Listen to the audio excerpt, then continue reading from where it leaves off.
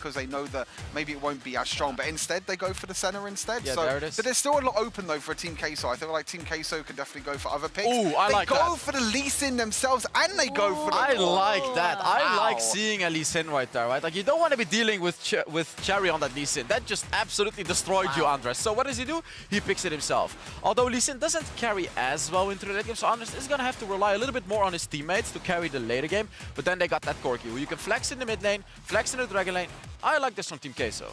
That's a big surprise, to be fair. I'm really surprised that they've done that. I feel like they could have banned it out instead, and maybe gone for something else. Oh, it's the opposite now. Now it's the Cherry on the Jax that's going to be carrying. This is looking scary, I feel like, for Team Queso. They need to get an early advantage, and they need to get the tempo with this Lee Sin. You know, as you said, Corki could go into Joey. We've seen Joey have a really, really strong performance on the Corki as well in the WREC.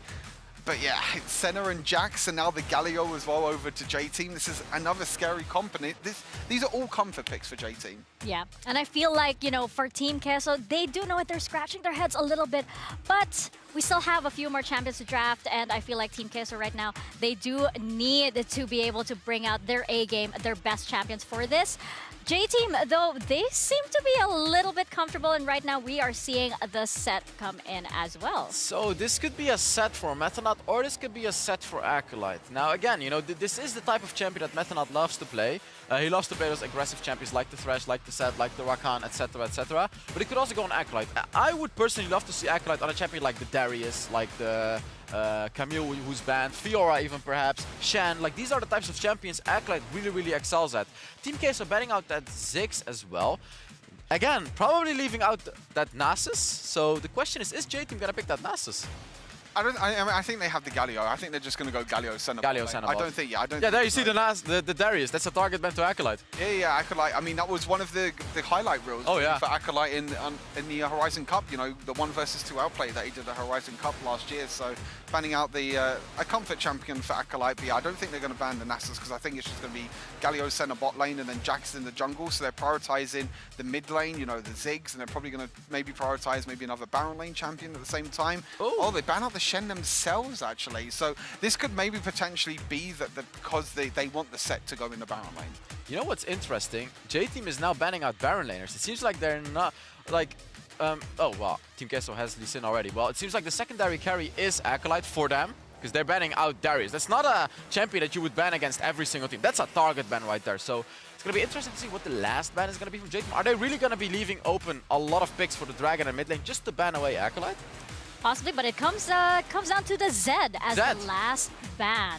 And J-Team right now, I don't know. I think they're looking pretty comfortable right now. I think they sealed it in with the Jax. And Stuart, you heaved a great sigh when you saw the Jax come in. And I think the look on your face right now pretty much seals it, I can see.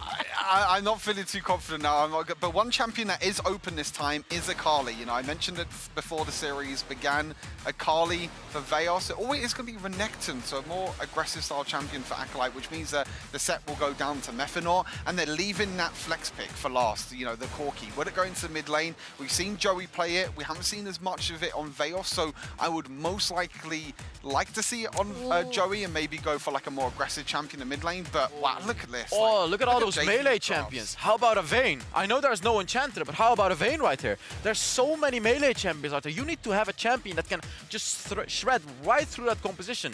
Orianna as well. These are the types of champions Team Queso needs to pick. Just heavy upfront damage that can shred through these tanky champions. For sure. There's a lot of muscle on the side of J-Team. There's a lot of muscle in there, and Team Queso are going to need a lot of firepower to take that down. What is it going to be?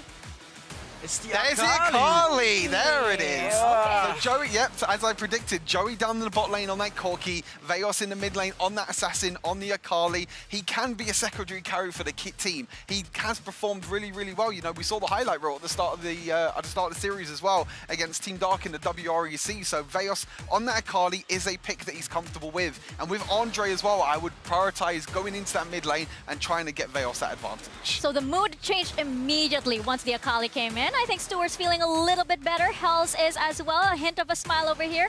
So I think our analyst is just a little bit more comfortable. But look at the side of J-Team.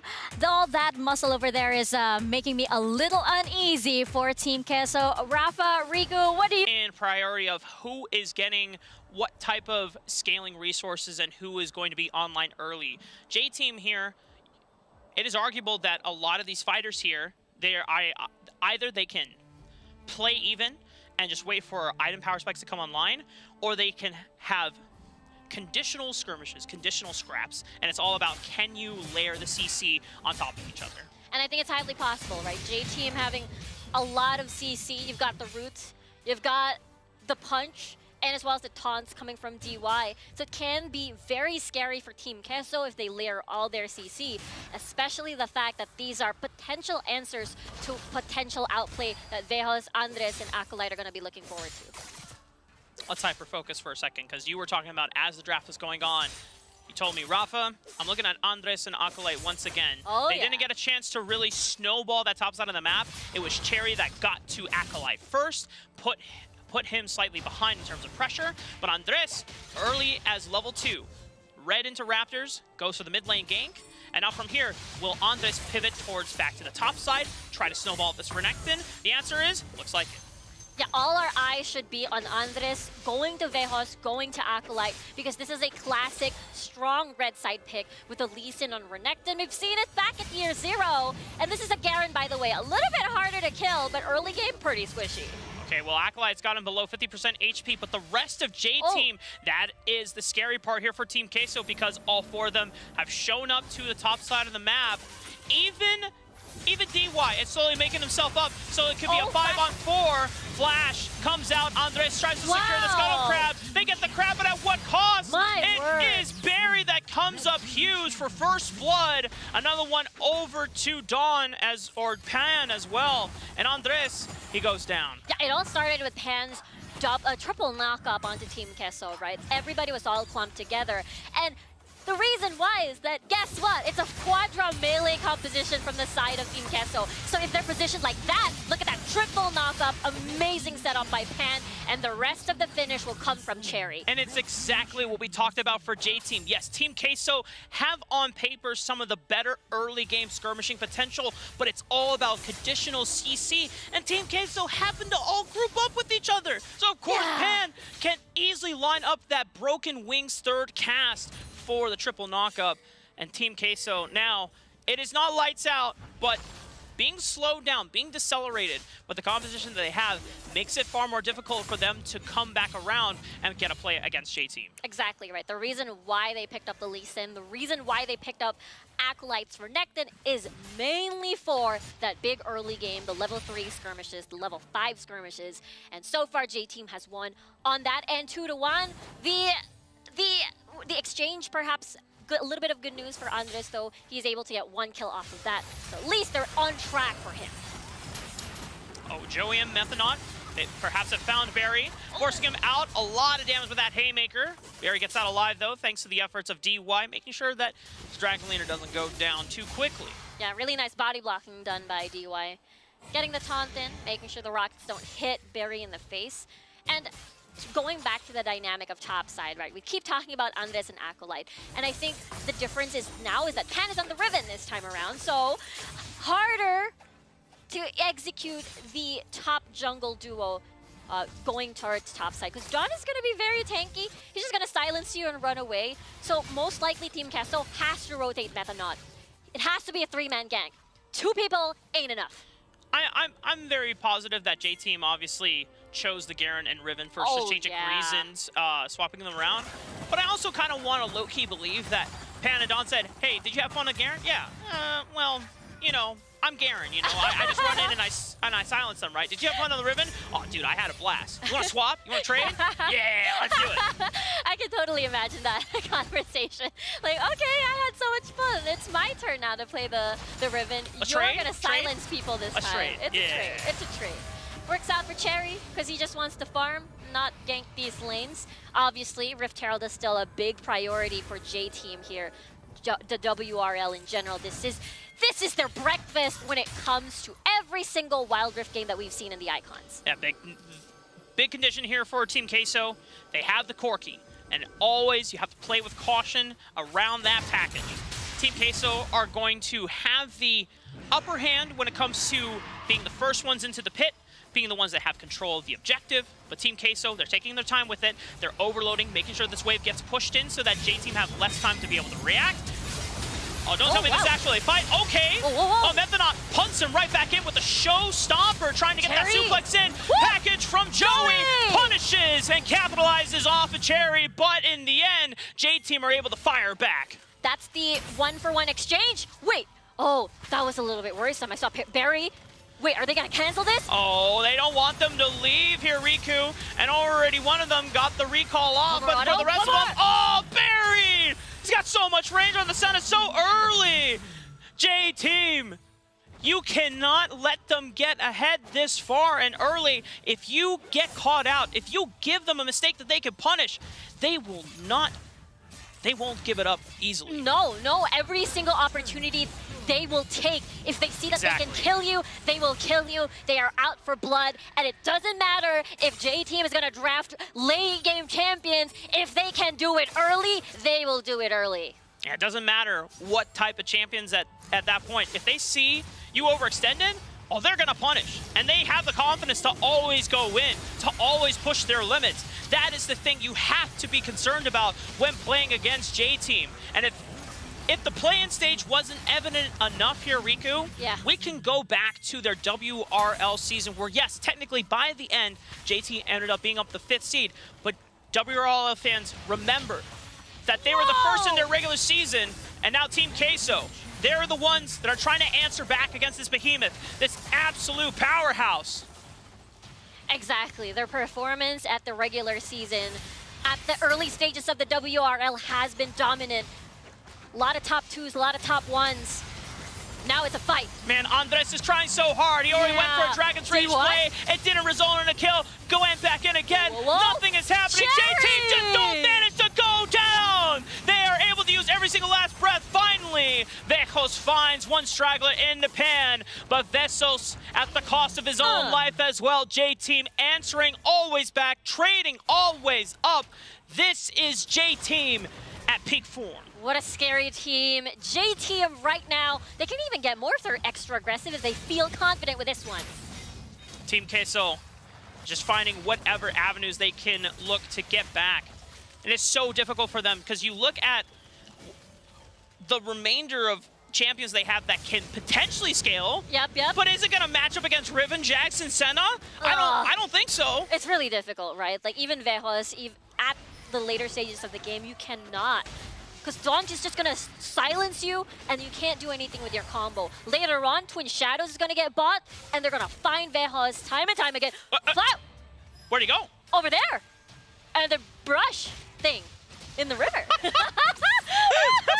Now you see me? Now you don't. Methanol trying to get in their heads. He's like, boom, boom. I don't even need my flash. Surprise. Hey, you know what? You got to pull out whatever mental strategy you need at this point. Down almost 6,000 gold against J-Team. The package is there. They've already routed off Pan. This is looking good for Team Queso.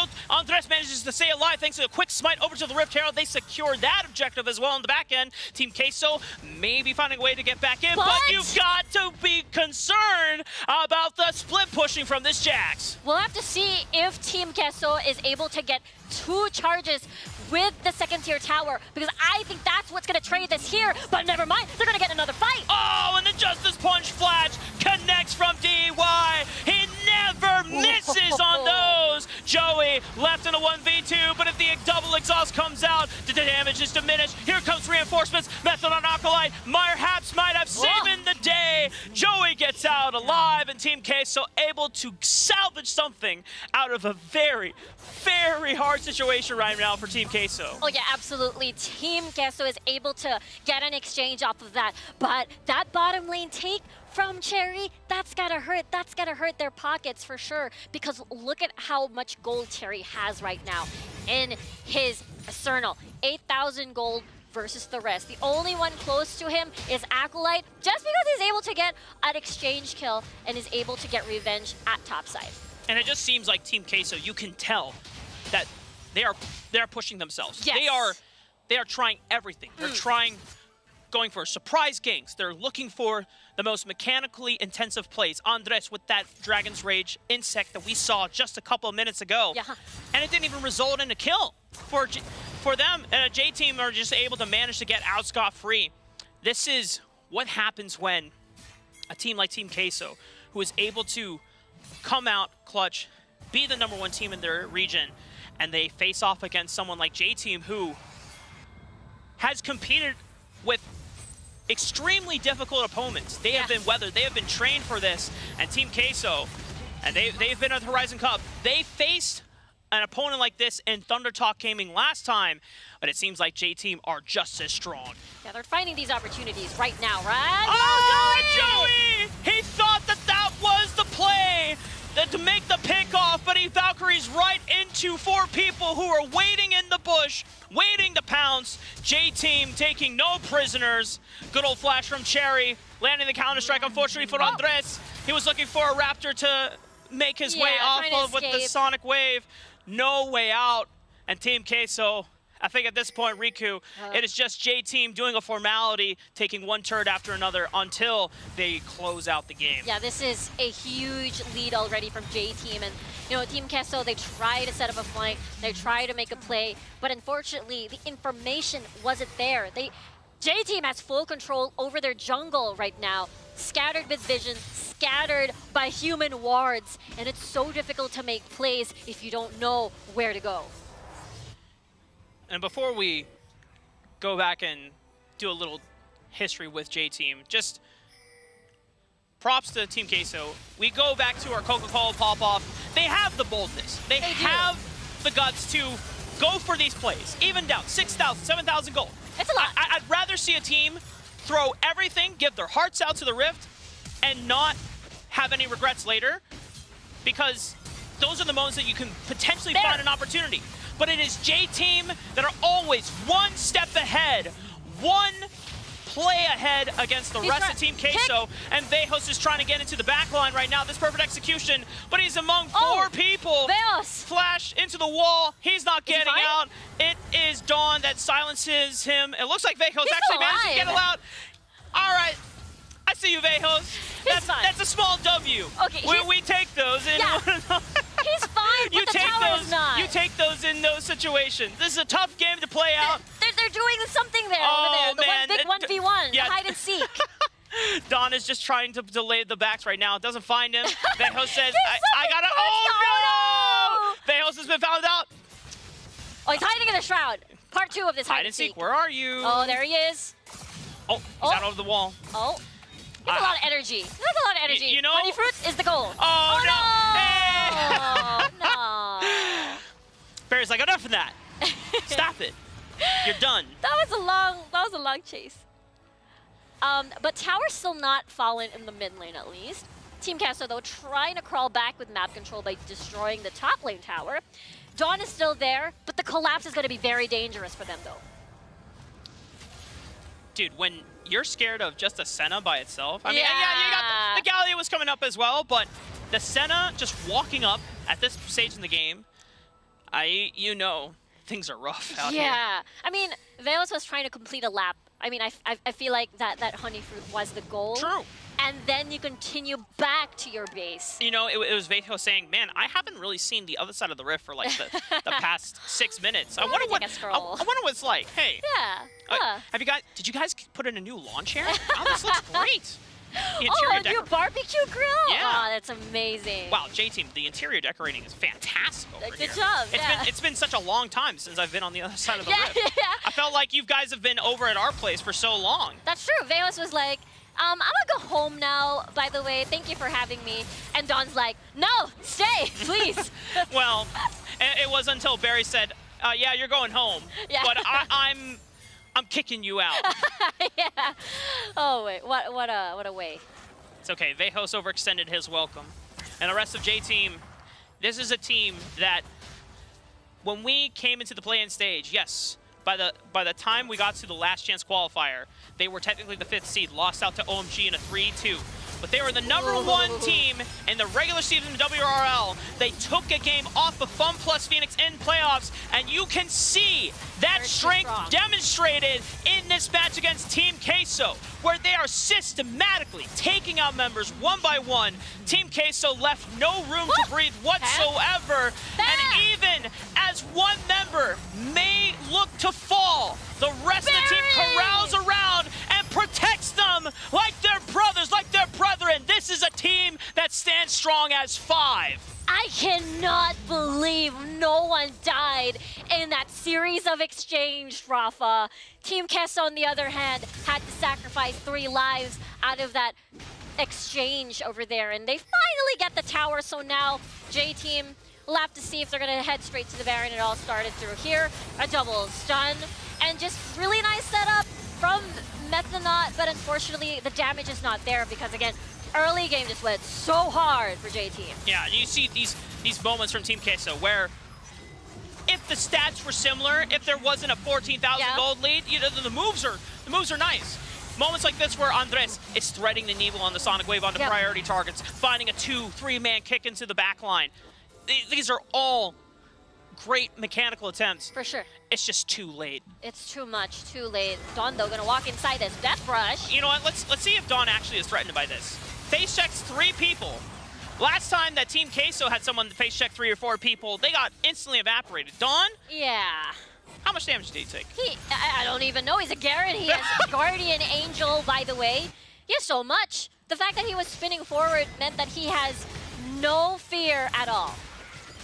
It's just understandable. Yeah, it's just absolutely tough. Now, Team Queso, the one miracle play is if you can get into the Baron somehow, some way, and steal the Baron away. But DY doing a great job of preventing anyone from Team Queso from getting in there. 2-man kick. Andres sailing on in, giving his last chance, his last breath, last efforts to try and turn something around. Team Queso on their last legs, trying to give their last stand against J-Team.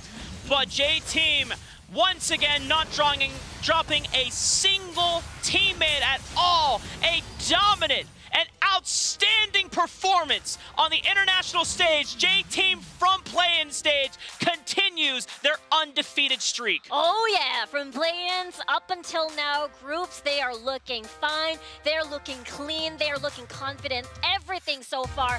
And we've talked about this before prior to this series, Rafa. Still, we don't... By what, like 7k gold? So we can see here, this was a 13k gold lead. I believe 6 or 7k of that was in the jungle only. And that's why, of course, you guys were hyping up Andres to me and everything, but that's why I feel like... And everything. And everything as well, of course. But that's why I feel like Team Queso really do need to... they kind of like need to rethink their identity, I guess, coming into this. Because like while that strategy may have worked in the EU region, does it work here on the Icon stage? It's a valid question. Yeah, I 100% agree with you. I mean, you know, I was talking to, you know, Veos very, very briefly as well, and they were saying, you know, they could maybe go for this sort of like Andre carry sort of thing in the EU region, but when it comes to a world stage, you have to adapt to the meta. You have to change your identity. You have to make sure that you're playing champions and you're playing a meta that suits the Icon stage, that suits the world stage, because you can't just be this one-dimensional team. You can't just go into it saying, you know, let Andre be the carry, play 4 supports and focus on that, because sometimes it's not going to work, and they tried something different today. You know, they tried Andre on the Vi and the Lee Sin, but it just didn't work out. This was a reality check, right? Like, this was a reality check. It just doesn't work. You can't just go in with your standard strategies right there. This is a whole different level of gameplay. These are different